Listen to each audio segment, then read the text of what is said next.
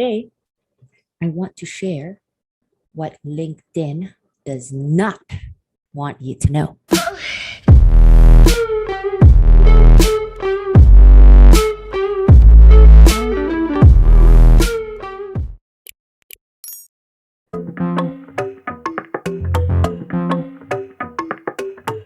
The following tips are based on my personal observation. They're just research.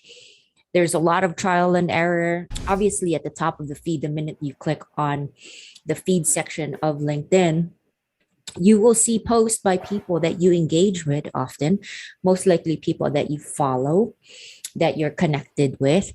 And from time to time, you will see posts from people that you have no idea who they are. They just popped up on your page. That, my friend, is a part of the algorithm. It's called views, your visibility, your exposure.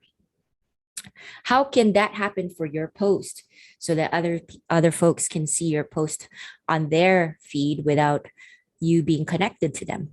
Well, here are just some of my observations. Only tag people if you know they will actually respond. Don't tag people just for the sake of it. And when you do tag someone and they don't respond, this will count against your views. So LinkedIn is aware of that. Be careful.